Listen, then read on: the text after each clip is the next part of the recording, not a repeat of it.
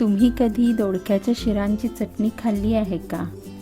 ऐकायला वेगळी वाटते ना, पण चव मात्र एकदम भन्नाट. आज मी दाखवणार आहे अशीच टेस्टी, हेल्दी आणि पारंपरिक दोडक्याच्या शिरांची चटणी. घरातील सगळ्यांची ही खूप फेवरेट अशी चटणी होईल. त्यामुळे तुम्ही दोडक्याच्या शिरांची ही चटणी नक्की करून बघा. चला तर मग बघूया ही झटपट तयार होणारी चविष्ट अशी दोडक्याच्या शिरांची चटणी कशी करायची ते.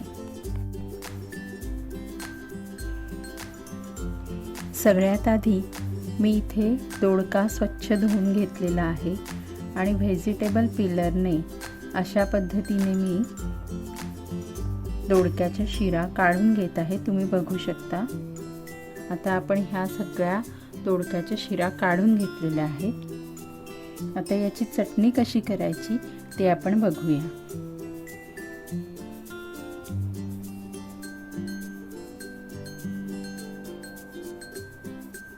इथे मी गॅसवरती कढई ठेवलेली आहे आणि त्यात थोडं तेल घालून घेतलेलं आहे.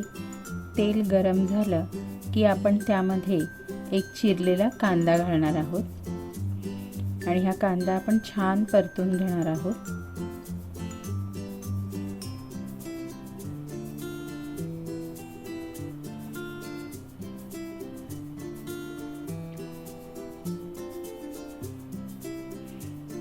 कांदा थोडासा लाल झाला की त्यामध्ये मग आपण दोडक्याच्या शिरा ज्या आपण काढून घेतलेल्या आहेत त्या घालणार आहोत. इथे कांदा थोडासा लालसर झाला. आता आपण यामध्ये या दोडक्याच्या शिरा घालून घेऊया.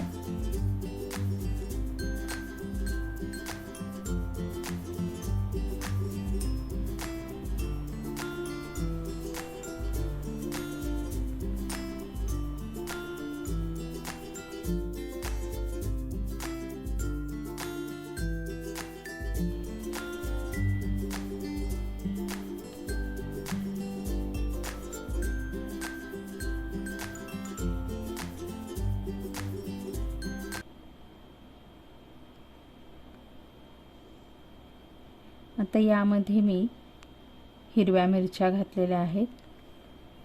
इथे तुम्ही चवीनुसार हिरव्या मिरच्या घालू शकता. म्हणजे तुम्हाला जर जास्त तिखट हवं असेल तर त्या पद्धतीने मिरच्या कमी जास्त करू शकता.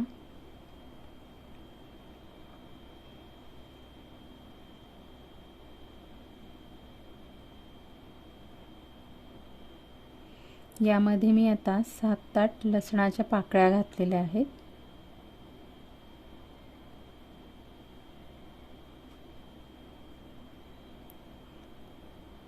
यामध्ये थोडासा कढीपत्ता घालून घेऊया.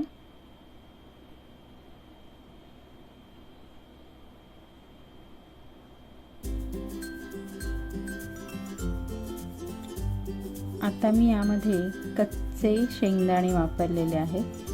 तुम्हाला हवं असेल तर तुम्ही भाजलेले शेंगदाणे सुद्धा वापरू शकता. त्याची एक टेस्ट वेगळीच येते.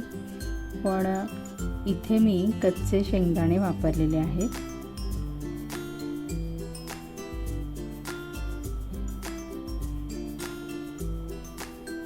यामध्ये आता आपण चिरलेला एक टोमॅटो घालत आहोत. आपल्याला टोमॅटो सुद्धा इथे छान भाजून घ्यायचा आहे.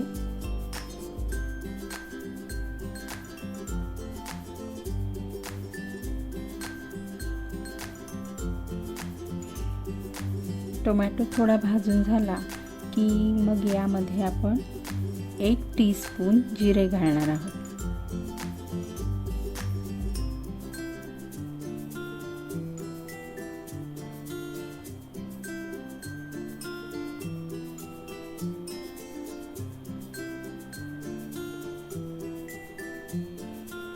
आता आपण यामध्ये चवीनुसार मीठ घातलेलं आहे.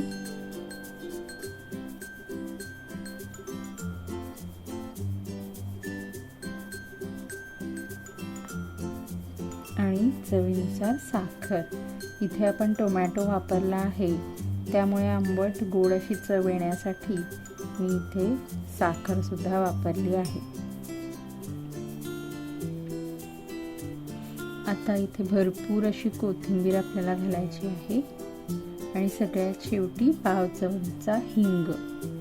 हिंग घातल्यानंतर आपण गॅस बंद करायचा आणि हे थंड होण्यासाठी आपल्याला ठेवून द्यायचं आहे.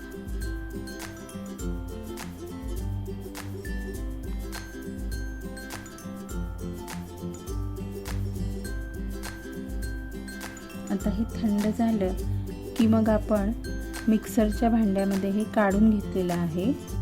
हे मिक्सरमध्ये आता आपण वाटून घेतलेलं आहे. इथे आपण खूप बारीक पेस्ट केलेली नाही आहे, कारण यामध्ये आपण घातलेले शेंगदाणे, लसूण, हिरव्या मिरच्या हे सगळं दाताखाली आल्यानंतर त्याची टेस्ट खूप छान लागते, म्हणून आपण याची खूप बारीक पेस्ट केलेली नाही आहे. अशा पद्धतीने ही हेल्दी आणि चवदार अशी दोडक्याच्या शिरांची चटणी तयार झालेली आहे. एकदा ट्राय करा ही भन्नाट दोडक्याच्या शिरांची चटणी आणि आवडली तर लाईक, शेअर आणि सबस्क्राईब करायला विसरू नका. पुन्हा भेटूया अशाच झटपट आणि सोप्या रेसिपींसाठी. तोपर्यंत बाय.